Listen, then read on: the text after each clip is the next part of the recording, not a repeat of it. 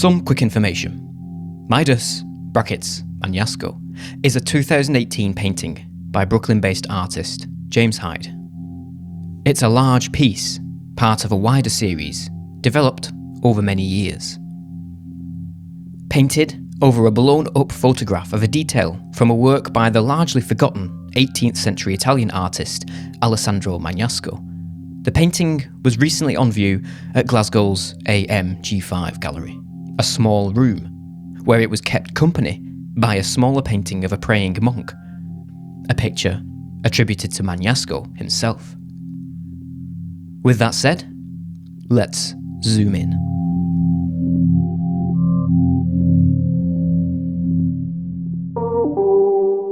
We know that smartphones have completely changed museum visits, but they've also had a big effect on how artists use museums. Photographing details is a pretty common practice among painters, as is sharing them online. It recalls the old days of sketching and copying, but with an even more fragmentary and potentially distorting form of attention. One with way more emphasis on aspects of surface and fracture. Sharing details from their camera roll is just the latest way in which artists can explore or assert their relationship with painters of the past, subtly shifting both our experience of the historical work and our sense of the contemporary painter's artistic identity. At the same time, they also mine a painting's seemingly limitless potential, multiplying the number of pictures available within a picture, which only points us back to the very nature of painting itself, as a cropped portion of a larger visual world. Professionally made and printed to order on large sheets of vinyl, Hyde's Magnasco blow-ups aren't quite the same as smartphone photos, but they do take this specific and now ubiquitous type of looking as their starting point. Paintings like Midas stretch zooming, cropping, and distorting to a physical and philosophical extreme, raising questions around the relationship of past to present, parts to wholes, surface to image, which may be historically minded, but which are also totally a product of our relationship to looking at paintings in the here and now. They also sit squarely within the terms of Hyde's wider practice, which is grounded in painting, but extends to sculpture and photography. Paintings on photographs being one of his main strategies. Perhaps his most straightforwardly attractive works are those which place brightly coloured circles over photographic prints. Simple in principle, they generate a complex tension between abstraction and image, physicality and flatness. The next rung up on the visual procedural complexity ladder are works which sit more in the realm of collage as we usually understand it, though often with a much wider jump between their physical components.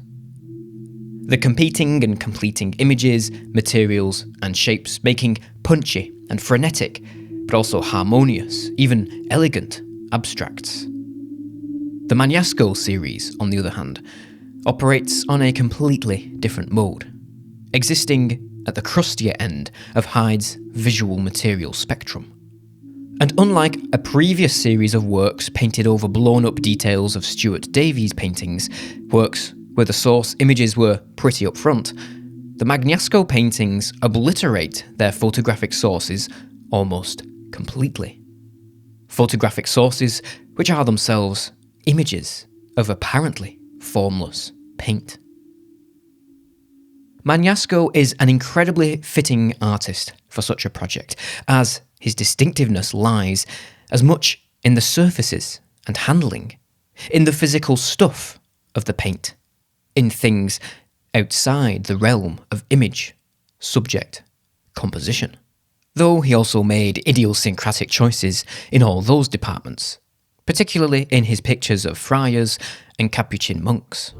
As Oscar Mandel concludes in his 1994 essay on recovering meaning in the work of Magnasco, they offer a series of contradictions which add up to a unique kind of neutrality. Demonic in form, yet showing mundane activities like the friars clipping their nails or cutting each other's hair, subjects which were also not part of the standard iconography either of Franciscan monks or of genre scenes of the period in general. Unconventional in every respect, they also take no obvious moral stance, another part of their modernity, and something that separates them from the later, more overtly satirical work of the similarly spooky Goya, or from the spiritual rapture of El Greco, who he's often compared to. Benno Geiger, a deplorable dealer in Aryanized art, but also the historian we have to credit with bringing Magnasco to wider attention, from the landmark show he staged in Berlin in 1914 to his definitive catalogue of 1949, wrote that the artist was above everything else a painter. And that's where Hyde's Magnasco really comes in. Hyde is less interested in his monks and inquisitors, his witches and Quakers, and much more interested in his painterly world, a billowing world of dazzle, talk. Even in Magnasco's more apparently sober pictures, there are strange things going on. Elongated limbs, flame-like flashes of drapery, grotesque masses and assemblages.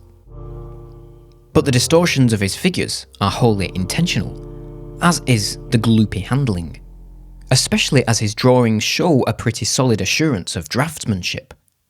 Just as they also suggest, he had his wilder, painterly shenanigans already partly worked out before he picked up the brush.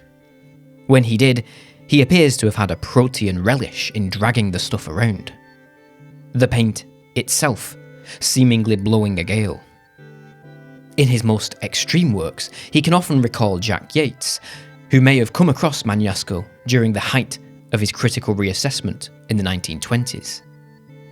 The hardly convincing but possibly still compelling evidence for which could be the 1950 painting Defiance, which seems to conflate elements of Delacroix's Demosthenes from the National Gallery of Ireland and the Washington Christ at the Sea of Galilee.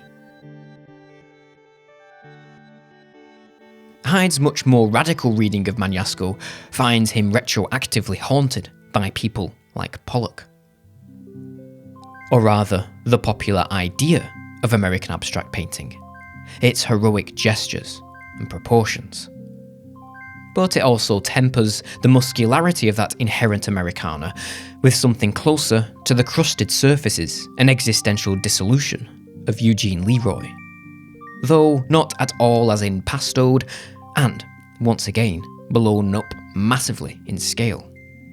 Hyde working in CinemaScope to Leroy's grainy Super 8.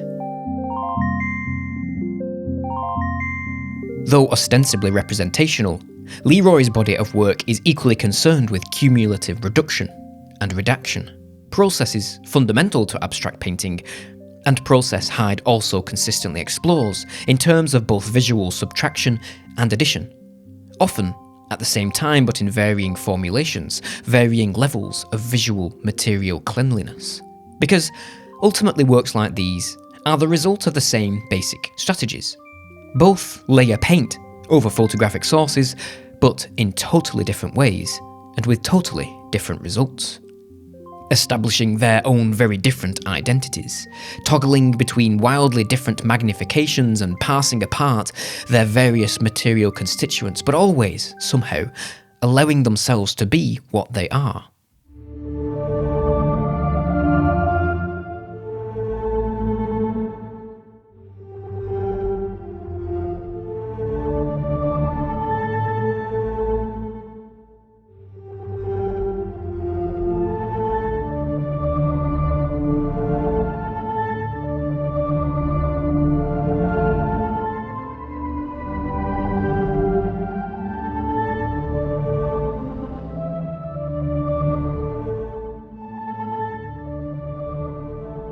Scale is also a big thing for Hyde. It's one of his primary materials, and he uses it in a wholly distinctive way. From small, chunky frescoes to large, airy inflatables. In a similar vein, Midas feels something like a painted backdrop, a section of a larger surface we're seeing at slightly the wrong distance, the wrong magnification. The unsettling effects of which are an equally big thing in Magnasco's most characteristic works, often looking as if we've already zoomed in slightly, even when we stand back and take in the full picture. It's as if we're seeing some distant action at slightly too close a range, revealing not only the lack of facial distinction from one figure to another, but also their fundamentally, eerily painted nature. Something particularly potent in his endless ranks of uniformed Capuchin monks, who apparently differ from one another only in signs of age or facial hair. In this painting of a calefactory from the Norton Simon Museum, it's as if we're seeing the same figure repeated over and over again at different moments, the days of his life laid out from novice to decrepitude. Whether a visual metaphor for a profoundly communal shared existence, or a lamentable spiritual homogeneity, brotherhood or isolation, it's hard to say. What we can say is the potential in their uniformity consistently engages Magnasco's pictorial imagination. Like his soldiers and performers, the monks are figures defined by their costume, by a certain sublimation of their individual identity. In that sense, they are people already a step closer to being the kind of staffage figures that traditionally roam the backgrounds of paintings. Figures that are always more obviously made of paint. In these two works by Yeats and Leroy respectively, it's as if such staffage figures have wandered up to the viewer, revealing their half-formed, golem-like state of being. Like Magnasco's monks and friars, they feel like NPCs that have been set loose from the background to confront us with their generalised character modelling. Their rudimentary form, their clumpy unreality. But this isn't something limited to Magnasco's figures. It's something we also feel across the surface of the painting itself. A certain disconnect between the size and position of an element in the frame and its level of relative visual coherence or provisionality, which can occur in his suddenly doodly trees, mismatched highlights on clouds, arbitrarily zigzagging swipes and flourishes in his seas. The distortion we accept in small or distant objects remains constant across the picture, unsettlingly refusing to sharpen into focus or to reassuringly fade into the distance, refusing to pander to the needs of the eye, and ultimately replacing them with something else. Surface, colour, paint. Consistent with Magnasco's emphatically painterly world, in Midas, it's not some staffage figure that's unfastened itself from the background, it's the background itself. As if some deeply internalised painterly secret has blurted its way to the surface. Artists since Cézanne have wrung their hands over problems of fragmentation and reassembly, image and surface, world and painting. But these have been problems fundamental to the art form from the get-go, problems which were certainly alluded to, though mostly suppressed in pre-modern painting, but which oddballs and sophisticates like Magnasco literally brought to the surface. And in Midas, it's those surfaces which we're overwhelmingly directed towards, just as we're directed away from his subject matter. Still, in the presentation by AMG5, it's hard to ignore the equal presence given to the picture of the monk. In the context of the small space, it's given somewhat equal weight to the Hyde painting, unavoidably complicating its relationship with Magnasco's wider territory of motif and meaning. Very close to a painting in the Rijksmuseum, the image itself is characteristic of his recurring pictures of monks or hermits enraptured in books or in prayer. Pictures which range from peaceful contemplation to mournful exhaustion, to moments of ecstatic rapture, though usually at something of a remove. The figures' frequent smallness in their landscape settings, recalling Bellini's highly unconventional St. Francis of 1480. Even when we get closer to them, they've little in common with those of Murillo or Zurbarán. Magnasco's monks are far more remote, his attitude to them much cooler, for all the painterly exuberance. Their spiritual experience is something we observe, rather than something we can really access or understand. In such close proximity, though, some kind of correlation can't help but be implied between whatever the monk is experiencing and Midas's much more nebulous evocation of rapture and transcendence. An invocation, perhaps, of a whole history and culture of abstraction and pseudo-spiritual experience. Hyde has come to refer to the series evocatively as billboards for Magnasco's painting. Advertisements pointing to his surfaces rather than his subjects, but in a roundabout way, they also unavoidably lead back to his imagery. At some point, it becomes hard not to see fugitive evocations of Magnasco's billowy figures, flapping drapery, and trembling branches among the painterly ruins, almost as if the earlier artist were beginning to reassert himself. At the same time, the marks and gestures are often wholly characteristic of Hyde's wider body of work, particularly in certain curling, tapering flourishes of paint which recall the bunched-up beach chair webbing of his glass boxes, or the unplugged ribbon cable of Potential. Works which question the very nature of gesture itself. Crucially, Midas retains an identity of its own in the space, which is much more apparent in person than in reproduction. Its variety of matteness and reflectivity, sparkle and stickiness much more immediately apparent to the roving viewer, and quite divergent from Magnasco in its physical makeup. This is perhaps even clearer across the series, where each painting is quite distinct from the other in its palette and surface, in its density and character of gesture.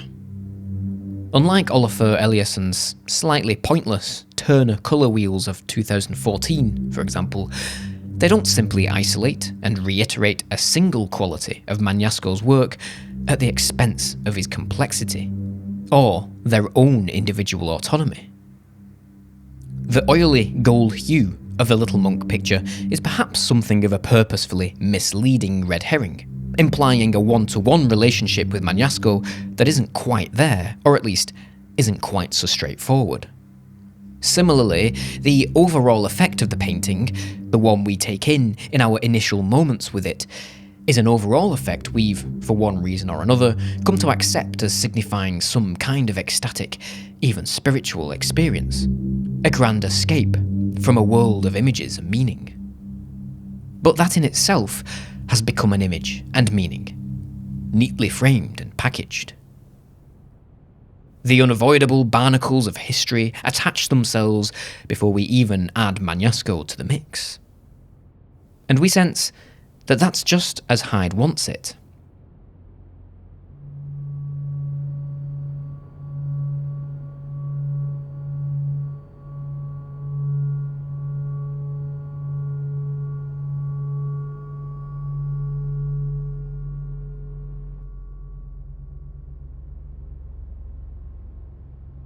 Hyde leads us into the maelstrom of Magnasco's surfaces, as if their basic conditions could go on and on forever, fractal-like and infinitely enlargeable. It untethers both Magnasco and the viewer from a world of image and meaning, which is surely the final mission of abstract painting. And yet it's work that's paradoxically totally about Magnasco, pointing all the time to a discoverable artist tied to a specific history, and with a range of idiosyncratic motifs, just as it's totally about the history and present condition of American abstract painting. It's weirdly self-cancelling in theory, but it doesn't self-destruct. It holds. Perhaps because Hyde maintains such a purity of purpose within impure abstraction, allied with a sensitivity to form, which keeps his more theoretical leanings from becoming dead weight. For all he merges and turns them inside out, he's hyper-attentive to the specific qualities and conditions of painting, photography, sculpture, representation, abstraction, even as he questions where one ends and the other begins. The point where one quality inverts to become the other, jumps places while standing still. As with all his work, Midas is about the border where something becomes something else, while it's also busy being itself. Like Magnasco, he sets up a series of contradictions, letting the apparently incommensurable qualities of the work form an enigmatic spiral. Midas is heroic and large, yet based on a fragment. Operatic, yet extrapolated from something small, intimate, devotional. Expansive and enveloping as they are, the Magnasco paintings are also in some ways his most insular, esoteric works. But it's not just empty meta-painting. Importantly, it speaks of a wider sense of cultural disorientation and fragmented experience, without falling into the easy trap of disparaging these things, but rather finding meaning and worth in that fragmentation, in the endless multiplication and expansion of experience. Hyde's abstraction begins from how we live in the world now, but that doesn't negate its earnest belief in old ideas of transcendence. In the continued search for beauty and meaning in the wreckage. Because abstraction for Hyde lies not in the banishing of the world, but rather a profound re-embracing of its material conditions. Ditto for what we might call spirituality. Perhaps this paint and studio debris obliterated vinyl print is, to quote Ghislaine Lung, nothing more than what it is, and, in being that, already more than expected. What it is a large format, gestural abstract in dirty colours, as anomalous in the present as Magnasco's weird pictures have persistently been throughout history. Redeemed, perhaps, by the strength of Hyde's belief in them. A belief we're encouraged to join him in, rather than merely observe. A very un-Magnasco kind of proposition. Perhaps a 1999 Bomb magazine interview best articulates the specific kind of spirituality at play in Midas. A useful, pragmatic kind of spirituality. One which repairs and reframes both the past and the present, the one with the other. Which embraces rather than turns away from the world as it is. Talking of his interest in ruins, in things that have been pushed to the side, ignored, or forgotten, Hyde muses, what's spirituality really but the promise of redemption?